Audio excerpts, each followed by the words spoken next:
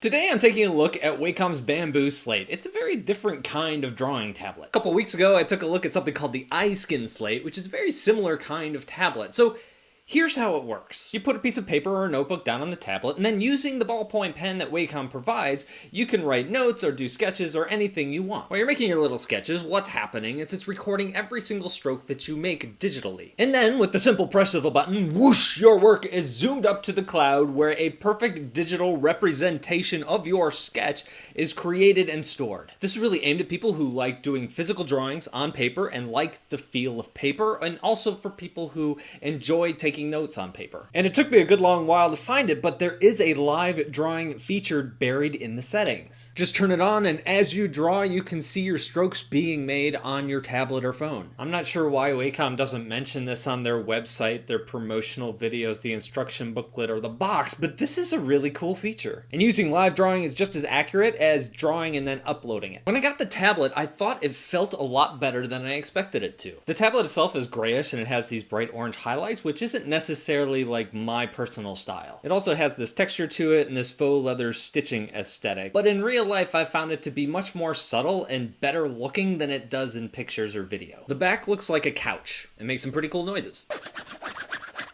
There's also some nice little design touches here, like the way the pen tucks nicely into the tablet. The pen itself doesn't require any batteries or recharging, and it also comes with its own ink refill. Unlike the iSkin Slate, where you can take your own tools and put a ring on it, this pen is designed to work with the tablet and the tablet with the pencil, and you can't use any other tools with it. I think that works well, however, because having the pen and the tablet work so closely together, you get an incredibly accurate representation of your sketch. And this isn't one of those crummy ballpoint pens like the ones you find at the bank. You know what I'm talking about, where you gotta like rub it for a while before any ink actually flows. This is a really nice pen. The tech on this device is really solid. When I had a piece of paper on it, it didn't lose any strokes at all. When I had something like a notebook stacked on it, it still didn't lose any strokes at all. When I was playing with the iSkin Slate, I found that the further away I got from the tablet, the more inaccurate it became. It wasn't bad by any means, but I was really surprised at how accurate the Wacom was. Now, in order to use this product, you have to sign up for Wacom's Ink Space Cloud service. There's a free version and a paid version, so the basic version is going to give you a lot of space, a full 5 gigs.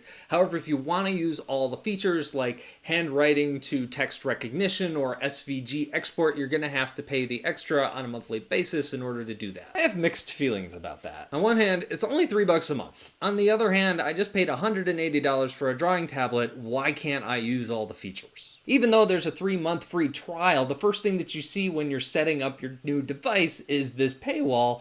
Kind of leaves you with a bad taste in your mouth. Once I did get the device set up and got my drawings uploaded to the cloud, I was, like I said before, really impressed by how much it captures. It captures everything. Even the little imperfections on my ink line where I was letting the pen go and there was like a little loop at the end of the line, it caught all of that. I tried out the handwriting recognition and it worked pretty well. It's not perfect, but then again, let's be honest, neither is my handwriting. So as I used this over the course of a week or two, I felt that the hardware in general was pretty solid, but I couldn't shake my initial impression that I just didn't enjoy using this thing. And it was hard to capture why, because, like I said, technically there's nothing wrong with it, and it does everything it says it does. And I think as I dove further into this software, that's where the experience really started to fray. So the importing has to be done on a mobile device, so you can use an iOS or Android phone in order to do this. I chose to use my iPad since that's what I use the most. I constantly found myself bumping into server errors, login errors, or the app would send me to pages that just couldn't be found. One day something would work, and the next day I'd log in and it stopped working. And I kept stubbing my toe on the little things, like I always seemed to get the orientation wrong and my pages were being imported sideways or upside down. This wasn't the end of the world because I could always jump into the app and rotate them afterwards, but this was an extra step and it was something I wish I could just figure out how to do right the first time. I take a lot of notes. In fact, my sketchbook is like filled with more notes than it is illustrations. You can't see that. Can I back it up? There we go.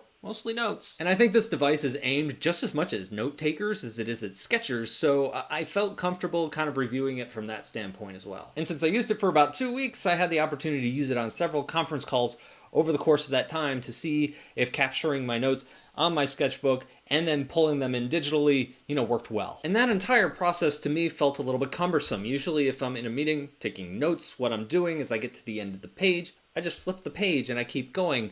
But here, if I did that, if I turned the page and kept writing, I would have overwritten my other notes digitally and I would have had a page of like double notes. So what I needed to do is when I got to the end of the page is I had to open the app on my phone, I had to press the button, I had to wait for it to upload to the app and then upload to the cloud, see the note there, and then flip the page and keep going. This entire process only takes, I don't know, 10 seconds, so it's not like a huge time sink, but that's totally long enough for me to lose my concentration each and every time. Also, when I was done with these notes, I thought maybe it's good to like share some of these sketches or ideas with the rest of the team, so I wanted to export them. Fortunately for me, there are a lot of export options, and the free version you can export as a PDF, a PNG, or a JPEG. There's also a WIL file. I have no idea what to do with that. And on the paid version, you can upgrade to an SVG export as well. But even this seemed to kind of get in the way of my workflow. PDF seems like a really good idea, but I'd have to go into each and every page, export as a PDF, and then put it in Dropbox, take it to my desktop, and then on my desktop combine my PDFs together and then email them off. I used this for a full week before I discovered that I could actually combine these things together and send them off as one PDF. But what kind of drove me nuts about the entire process is that I was paying Wacom for a cloud service, yet I couldn't save a PNG to that cloud service. I had to use somebody else's cloud service in order to use and open that file elsewhere. Not only that, but since my notebook didn't really fit the parameters of the drawing tablet, there's no way to crop that image. So all my notes were like on this huge white page. There was no way to like crop the size that I needed afterwards. So I never could really do what I needed to do inside the software provided to get my notes ready to share anyway. The Inkspace app itself does have some light editing features, but pretty much all you can do is write and erase. I used this tablet for 2.5 weeks, and I didn't know there was a live mode. I had to watch someone else's review to find out it existed. Once I did start using it, I realized how limited it is. For example, if you quit out of your drawing at any point in time, you can't go back in and edit it. That's not 100% true because you can go in and use a stylus or your finger on the iPad app to edit it, but you can't use your drawing tablet to draw with, which seems like a no-brainer to me.